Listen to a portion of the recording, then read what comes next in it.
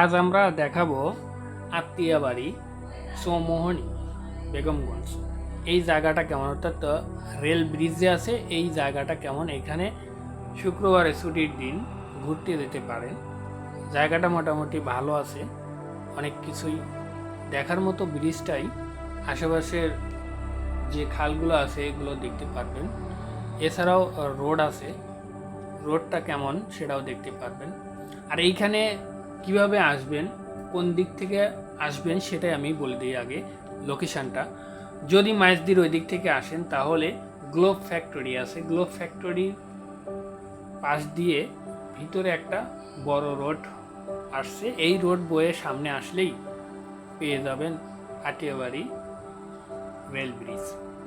অর্থাৎ globe factory থেকে আপনি 1 থেকে 2 মিনিট সিএনজি বা মোটরসাইকেলে আসলে কিন্তু পেয়ে যাবেন। তাছাড়া চৌমনি থেকে যদি যেতে চান তাহলে অনেক দিক দিয়ে যাওয়া যায়, তবে এখানে দক্ষিণ বাজার দিয়ে আপনি সরাসরি যেতে পারবেন এই রেল ব্রিজের নিচে।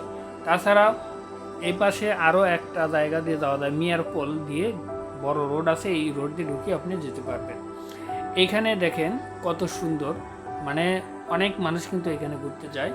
তাছাড়াও এখানে খাবারের জন্য বেশ কিছু ফুচকা হাউস এবং অন্যান্য কিছু আছে, এখান থেকে খেতেও পারবেন এবং এখানে ঘোরাফেরা করতে পারবেন। মেইন রোড যেটা আছে এটা কিন্তু অনেক প্রশস্ত বড় রোড। তাছাড়াও এইখানে মানে সুন্দর দৃশ্য বলতে আপনার ব্রিজের উপরে, অর্থাৎ রেল ব্রিজের উপরে উঠে চারিদিকে দৃশ্যগুলো দেখতে পারবেন। তো আমরা এখানে যে ভিডিওটা করছি এটা নিচে থেকে করেছি, ব্রিজের নিচে।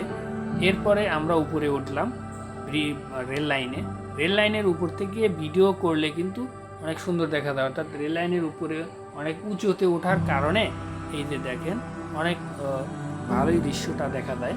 তো দেখেন নিচে রোডটা গেছে এবং নিচের দৃশ্য কিন্তু আপনি উপর থেকে উপভোগ করতে পারবেন এবং রেল লাইনের ব্রিজের এপাশ থেকে ওপাশে যেতে পারবেন।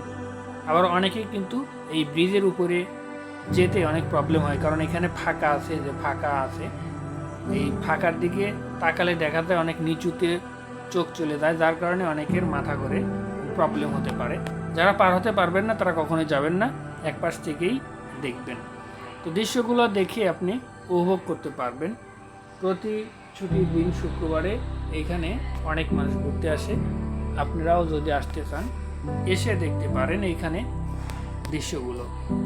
তাছাড়াও এইখানে যে ব্রিজটা আছে এই ব্রিজের উপরে উঠলে কিন্তু আশেপাশের সব দৃশ্যগুলোই আপনি উপভোগ করতে পারবেন, কারণ এই ব্রিজটা অনেক উঁচুতে হওয়ার কারণে আশেপাশের সব দৃশ্যগুলোই দেখা যায়।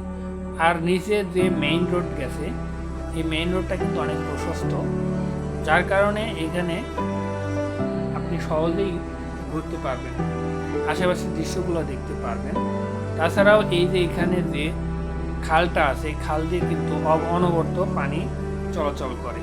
এছাড়াও পাশে একটা মেইন রোডের বড় একটা ব্রিজ আছে এই খালের উপরে।